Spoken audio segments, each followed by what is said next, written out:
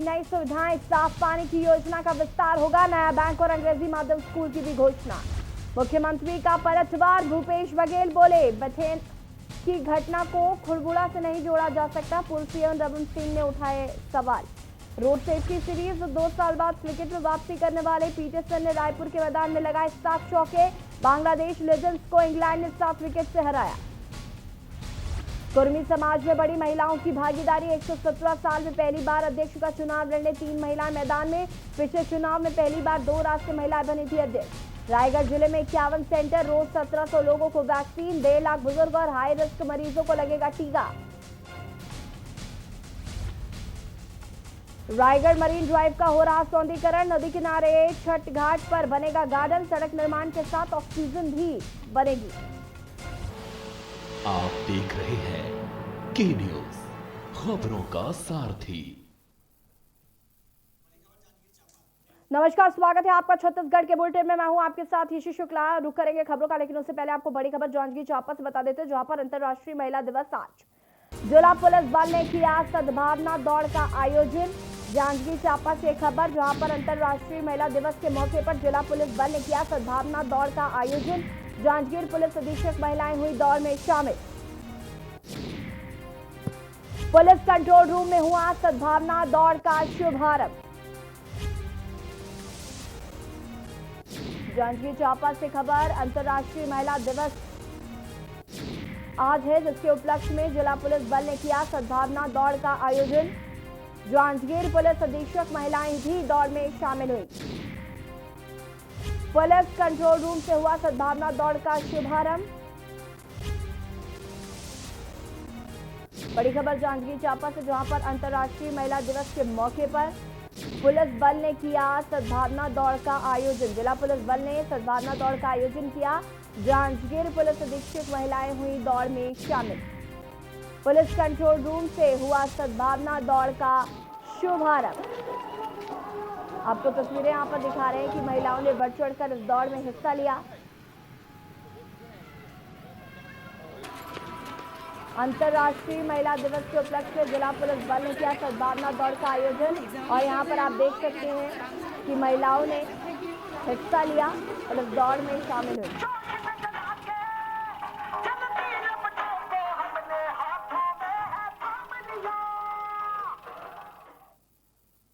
पाटन के बठेना गांव में हुई मौत को प्रदेश में कानून व्यवस्था से जोड़कर देखा जा रहा है। इससे पहले खुड़बुड़ा में एक ही परिवार के 4 लोगों की हत्या हुई थी।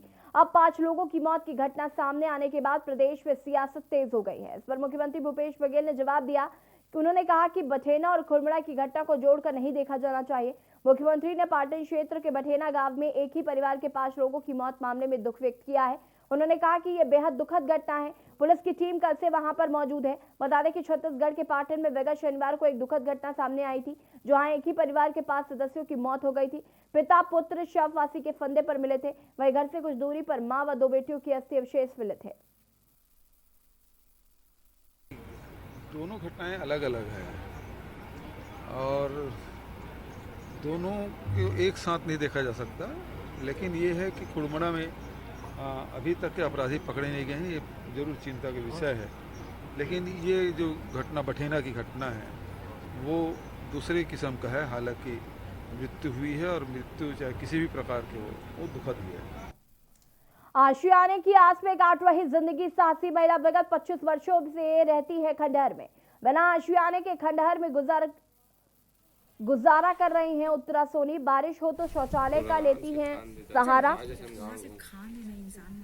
आखिर एक महिला क्यों इतनी तकलीफ में अपना जीवन जी रही है? मानवता को शर्मसार करने वाली एक ऐसी तस्वीर बेमेतरा जिले के महज कुछ ही किलोमीटर में ग्राम थामी है, जहां पर उत्तरा सोनी लगभग 25 वर्ष से निवास करती है। आखिर महिलाओं के हित में बात करने वाली सरकार आज तक उत्तरा सोनी को आशियाना क्यों नहीं दे पाई? बड़ी बड़ी बात करने वाली, अपने विकास के डंका बजाने वाली सरकार आखिर क्यों इस महिला को एक आशियाना नहीं दे सकी?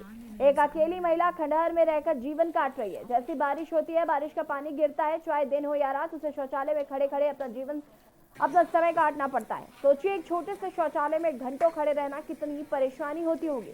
उस महिला को जब तक बारिश न थमे तब तक उसको वहीं रहना पड़ता है और अभी तक कोई इसकी सुध लेने आखिर क्यों नहीं पहुंचा। इनके पास बिस्तर तक नहीं है। एक नारी को कब तक ऐसे जीवन जीना पड़ेगा? आखिर कब मिलेगा न्याय? कब होगी इसकी समस्या का समाधान?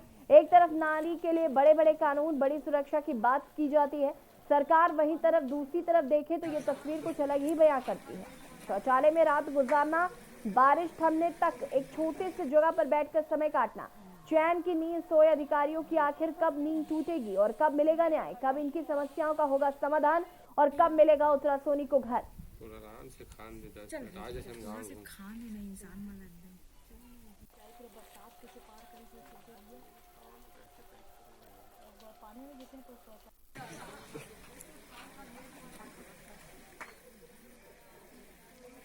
यहाँ तक कि रात भर भी जमा कर चुके हैं और बाद भी नहीं बनी। कितने साल से रहा था आप गाँव में? शादी हो गया करीबन 2 साल भर रहे हूँ। माँ की कहती है तो हाँ मैं। तो घर कब से टूटे हो? घर लगभग 2-3 साल हो गए समझ जाए। और सरपंच सचिव का थे? सरपंच बन जाओ बस ही तो बना के देबो कह के। अभी तो इंद्रवार के खुले रही से सब बनी से संगे रही से बात भी नहीं बन। पानी वानी गिरते तो कहाँ रही थो आप? मन भाई और ज्यादा पानी परेशानी हो रही। इससे आवाज से संबंधित ना कई बार हम लोग बोले थे, आज से बात नहीं है। ये तो नया पंचायत बना हुआ कम से कम 30 वर्ष हो गया है। ये छठवां मतलब पंचवर्षीय योजना जो है, और छठवें पंचवर्षीय योजना में होने के बावजूद में कई ऐसे मतलब यहाँ हितग्राही रहे हैं जिनका नाम 40 साल से सूची में रहा है, गरीबी रेखा नीचे सूची में। उसके बावजूद उसकी मृत्यु हो गई। डेट होने के बावजूद में भी आज तक उसके नाम का जो है आवास वगैरह जो है बिल्कुल यहाँ किसी प्रकार की कोई आप खुद देख लीजिए ना भाई। एक महिला है और एक महिला के लिए क्या इस प्रकार की व्यवस्था होनी चाहिए क्या पंचायत में? सन 1959 में चैम्बर ऑफ कॉमर्स की स्थापना हुई थी और रायपुर चैम्बर्स के नाम से जाना जाता था। उसके बाद 1980 में रायपुर चैम्बर की जगह चैम्बर ऑफ कॉमर्स छत्तीसगढ़ नाम से रखा गया। हर 3 साल में एक बार इसका चुनाव होता है। चैम्बर ऑफ कॉमर्स अध्यक्ष पद, कोषाध्यक्ष पद, महामंत्री पद की निर्वाचन की जाती है। वहीं कोरोना गाइडलाइन का पालन करते हुए पहली बार प्रदेश के 20 जिलों में निर्वाचन प्रक्रिया रखी गई, जो अलग अलग डेट पर है, जो कि निर्वाचन करने का समय सुबह 10 बजे से शाम 5 बजे तक रहेगा।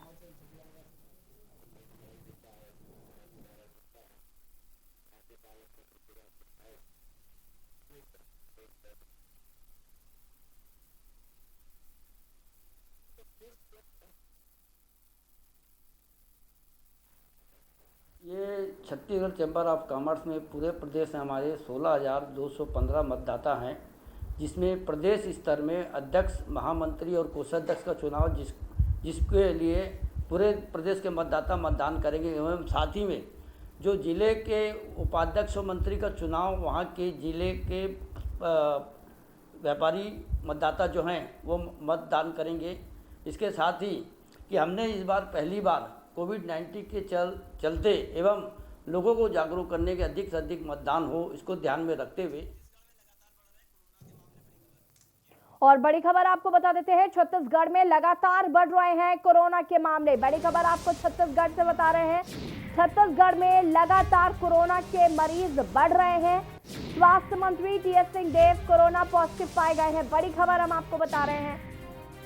उन्होंने कहा कि मैं खुद को सेल्फ आइसोलेट कर रहा हूं और पालन कर रहा हूं नियमों का। राज्य स्वास्थ्य मंत्री जयसिंह भी कोरोना संक्रमित पाए गए हैं। लगातार छत्तीसगढ़ में कोरोना मरीजों की संख्या बढ़ती जा रही है और इसमें स्वास्थ्य मंत्री टीएस सिंहदेव भी शामिल हैं। दुर्ग विधायक अरुण बोरा की रिपोर्ट कोरोना पॉजिटिव आई है। राज्य स्वास्थ्य मंत्री जयसिंह भी कोरोना संक्रमित पाए गए। आपको बता दें कि लगातार कोरोना मरीजों की संख्या छत्तीसगढ़ में बढ़ती जा रही है। भले ही अब वैक्सीन आ गई हो, लेकिन मरीजों की संख्या में भी छत्तीसगढ़ में लगातार इजाफा हो रहा है। आपको बता दें कि स्वास्थ्य मंत्री टीएस सिंहदेव कोरोना पॉजिटिव निकले हैं। उन्होंने कहा कि सेल्फ आइसोलेशन का पालन कर रहा हूं। उन्होंने खुद को सेल्फ आइसोलेट किया है। और राज्य स्वास्थ्य मंत्री जयसिंह भी कोरोना संक्रमित पाए गए हैं। आम जनता, मंत्री भी अब कोरोना के साए में हैं। आप देख सकते हैं यहाँ पर कि 2 मंत्री कोरोना पॉजिटिव पाए गए हैं। स्वास्थ्य मंत्री टीएस सिंहदेव कोरोना पॉजिटिव हैं और राज्य स्वास्थ्य मंत्री भी कोरोना पॉजिटिव पाए गए हैं। दुर्ग विधायक अरुण बोरा भी कोरोना पॉजिटिव पाए गए। और इसी खबर पर ज्यादा जानकारी के साथ संवाददाता सर्वेश सिंह हमारे साथ फोन लाइन पर जुड़ चुके हैं। सर्वेश, जिस तरीके से लगातार छत्तीसगढ़ में कोरोना मरीज बढ़ते जा रहे हैं, आम जनता, मंत्री भी कोरोना के साए में है। यहाँ पर स्वास्थ्य मंत्री टीएस सिंहदेव कोरोना पॉजिटिव पाए गए हैं, क्या कुछ कहना है? जी बिल्कुल, आपका कहना सही है कि आम और खास, हालांकि कोरोना ना किसी आम को देखता ना खास को देखता है, लेकिन ये कहा जा सकता है विगत 24 घंटों की अगर स्थितियों को देखें कि जिस प्रकार से लगातार, जैसे पहला मामला आया राजस्व मंत्री जय सिंह अग्रवाल का, उन्होंने खुद ट्वीट करके इस बात की जानकारी दी कि वे कोरोना पॉजिटिव हैं। इसके बाद आज ट्वीट उन्होंने किया स्वास्थ्य मंत्री टीएस सिंहदेव जी ने, बाबा ने, कि वे भी कोरोना पॉजिटिव हैं। और इनके 2 दिन पूर्व दुर्ग शहर विधायक अरुण वोरा जी ने भी ट्वीट किया था कि मैं कोरोना पॉजिटिव हूँ। ऐसे में ये माना जा सकता है कि इनके द्वारा कहीं ना कहीं कोई ना कोई इस प्रकार की लापरवाही जरूर बरती गई है, कुछ ऐसी सावधानियों से अपना ध्यान हटाया गया जिसकी वजह से कोरोना पॉजिटिव है। सबसे बड़ी बात आपको बता दूं कि अभी वर्तमान में यहाँ बजट सत्र चल रहा है छत्तीसगढ़ विधानसभा का, और ये लगातार बजट सत्र में उपस्थित रहे हैं। इनके साथ काफी बड़ी संख्या में इनके समर्थक, अन्य मंत्री, अन्य इनके साथीगण इनके साथ उपस्थित रहते हैं। ऐसे में ये इस संभावना से इनकार नहीं किया जा सकता, इनके संपर्क में आने वाले लोगों को भी अब सावधानी बरतने की आवश्यकता जरूर है कि कहीं वे भी कोरोना पॉजिटिव ना हो। जी सर्वेश सिंह जी, बात करें बढ़ते मरीजों की, अगर आम और खास को छोड़ दिया जाए, जिस तरीके से मरीज लगातार बढ़ रहे हैं, भले ही हमारे पास आज वैक्सीन उपलब्ध है, लेकिन कहीं ना कहीं वो सावधानियां बरतने के लिए आप सरकार क्या कदम उठाएगी? कैसे कोरोना संक्रमण को नियंत्रण में लाया जाएगा? इसको लेकर क्या कुछ तैयारियां की जा रही? देखिए, सावधानियों के लिए जो भी मार्गदर्शन सेंट्रल लेवल से मिला है और स्टेट गवर्नमेंट ने अपने लेवल पे जो भी पब्लिक अवेयरनेस की बात हो, लोगों में जागरूकता करने की बात हो, संदेशों के माध्यम से, और कई जगह हमने देखा कि चालानी कार्रवाई की जाती है मास्क नहीं लगाए जाने पर। तो ये सब कार्रवाइयां तो सरकार और प्रशासन के द्वारा की जा रही हैं, लेकिन आम जनता को भी ये चीज जरूर समझने की आवश्यकता है कि अभी कोरोना गया नहीं है। ठीक है, वैक्सीनेशन हो रहे हैं, लेकिन वैक्सीनेशन की जो रफ्तार, अगर हम स्टेट वाइज देखा जाए, जैसे छत्तीसगढ़ की बात है, तो इसमें भी क्राइटेरिया एक बांध दिया गया कि पहले स्वास्थ्य कर्मियों को लगाया जाएगा, फिर कोरोना फाइटर्स को कोविड वैक्सीन लगाई जाएगी। तो इस तरह से अगर देखा जाए तो आम जनमानस को स्वयं को भी इसमें एक जागरूकता लाने की उनको आवश्यकता है कि हम बचें। दूसरी बात है कि जैसे हमारे पड़ोसवर्ती राज्य है छत्तीसगढ़, मैंने पूर्व में भी बताया था कि एक ऐसा राज्य है जहाँ से 5-6 राज्यों की सीमाएं लगी हुई हैं, जिनमें से सबसे बड़ा जो सवाल है वो ये है कि मध्य प्रदेश और महाराष्ट्र, जहाँ पर सबसे ज्यादा कोविड की जो सेकेंड वेव है, सेकेंड या थर्ड वेव कह सकते हैं, जो जहाँ के सर्वाधिक मरीज पाए जा रहे हैं, वहां से भी आना जाना बिल्कुल सामान्य तरीके से है। तो ऐसे में कहा जा सकता है कि पब्लिक को स्वयं भी, आम जनमानस को स्वयं भी जागरूक होना पड़ेगा, तब जाके हम कोरोना पे जीत दर्ज कर सकते हैं। जी बिल्कुल सर्वेश जी, ये बात बिल्कुल सही है कि जब तक हम खुद से ये कोरोना प्रोटोकॉल का पालन नहीं करेंगे तो संक्रमण को कंट्रोल में रखना बहुत मुश्किल होगा। लेकिन कहीं ना कहीं आपको लगता है कि ये जागरूकता अभियान भी चलाने की जरूरत है, क्योंकि कई बार क्या होता है कि लोग जागरूक ही नहीं होते हैं, उनको लग रहा है कि वैक्सीन आ गई है तो अब सारी चीजें ठीक है। तो कहीं ना कहीं एक जागरूकता अभियान जरूर प्रशासन की तरफ से निकालना चाहिए, ताकि लोगों तक ये अवेयरनेस रह सके कि हमें क्या करना है, क्या नहीं करना है। बिल्कुल बिल्कुल, आपने बिल्कुल सही कहा कि जागरूकता अभियान पुनः उसी तरीके से लागू करने की आवश्यकता है जैसे कोविड-19 के स्टार्टिंग में किया गया था। जगह जगह लोगों को नुक्कड़ नाटकों के माध्यम से, ट्रैफिक पुलिस ने अपने माध्यम से किया था, उस प्रकार की आवश्यकता बिल्कुल है। और जिस प्रकार से आम और खास की बात है, अब खास को भी कोरोना की चपेट में आना पड़ा, तो उसे देखते हुए लग रहा है कि शायद राज्य शासन बहुत जल्द ये आदेश जारी कर दे कि हो सकता है कि, क्योंकि वाली बात है, जो लॉकडाउन वाली बात है, उसको तो सिरे से नकार दिया गया है राज्य सरकार के द्वारा कि छत्तीसगढ़ में लॉकडाउन की कोई स्थिति नहीं लाने दी जाएगी।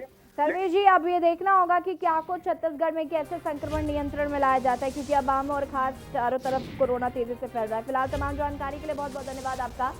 लगातार छत्तीसगढ़ में कोरोना मरीजों की संख्या में इजाफा हो रहा है, कहीं ना कहीं जागरूकता एक फैलाने की जरूरत है अब कोरोना को लेकर, और हमें खुद ही पालन करना होगा। कोरिया जिले में मनेनगढ़ विकासखंड के ग्राम डांसवाही में संचालित रेत खदान का 5 हेक्टेयर का लीज छत्तीसगढ़ शासन के द्वारा दिया गया, जिसे मनेन्द्रगढ़ और कोतमा के पेटी ठेकेदार अवैध रूप से संचालित कर रहे हैं। रेत खदान लगभग 5-6 महीने से संचालित हो रही है। रेत खदान को में बिना बोर्ड लगाए रेत खदान चालू कर दिया गया। लीज का कोई मुनारा तक नहीं चिन्हित किया गया है। नदी के दोनों तरफ से नियमों को ताक पर रखकर रेत निकाली जा रही है। सबसे गंभीर मामला धोखाधड़ी का तब सामने आया जब रिपोर्टर ने ट्रैक्टर मालिकों से पूछा, आपको किस दर से रेत की दी जा रही है। ट्रैक्टर मालिकों को जवाब सुनकर आप हैरान रह जाएंगे कि बिना रॉयल्टी पर्ची के अवैध रूप से 500-600 राशि वसूल कर शासन के राजस्व को लाखों रुपए का चूना लगाया जा रहा है। छत्तीसगढ़ शासन करोड़ों रुपए कर्ज में डूबी हुई है, इसलिए प्रदेश में रेत खदानों का ठेका चालू कर राजस्व में बढ़ोतरी करने की तैयारी की थी, लेकिन इसके विपरीत रेत ठेकेदार के द्वारा शासन के राजस्व में लाखों रुपए की सेंध लगाई जा रही है। के द्वारा माध्यम से मुझे अवगत कराया गया कि जो सीमा है उससे बाहर निकाल रहे हैं या जो जमीन है इसके बोर्ड नहीं लगा, इस संबंध में आपके द्वारा मुझे अवगत कराया गया है। तो इस संबंध में मैं निश्चित रूप से वहाँ जांच कराऊंगा और अगर सीमा से बाहर रेत उत्खनन हो रही होगी तो उसको मैं बंद करूँगा। आपने आज कहा है और बोर्ड जल्द से जल्द लग जाएगा। 6 महीने हो गए। जी जी बिल्कुल, अभी मान लीजिए कि बोर्ड लगा भी हुआ था, ठीक है, अब किन्हीं कारणों बस डैमेज हुआ, उसको भी बनने भी भेजे हैं, तो 4 दिन में आपको बोर्ड लगा मिलेगा यहाँ पे। दूसरी चीज़, जो लोकल में जो गाड़ियाँ चलती हैं भैया, कि जैसा कि आपको जानकारी मिली है तो करीब करीब गाड़ी टीपी में ही चलती है। अब पंचायत में किसी विशेष अधिकारी का अगर वो आ गया है ना, तो एक आध गाड़ी गरीब मजदूर के लिए चली गई, वो अलग विषय है, लेकिन टोटल गाड़ियाँ टीपी में चल रही, भाई साहब फिर पास चल रही। छत्तीसगढ़ के दंतेवाड़ा में महिला दिवस पर दंतेश्वरी कमांडो ने महिला नक्सली के स्मारक को ध्वस्त कर दिया। आपको बता दें कि सुरक्षा बलों और नक्सलियों के बीच 28 दिसंबर को ही मुठभेड़ में जवानों ने एक महिला नक्सली भीमे उर्फ आयते को मार गिराया था। उसके ऊपर 5 लाख रुपए का इनाम था। महिला नक्सली के मारे जाने के बाद नक्सलियों ने ग्रामीणों पर दबाव डालकर उसका अरनपुर क्षेत्र के जबेली गांव में स्मारक बनवा दिया। 2 महीने बाद आज नक्सलगढ़ जबेली गांव में दंतेश्वरी कमांडोज ने घुसकर नक्सली स्मारक को ध्वस्त किया, जो काबिले तारीफ है।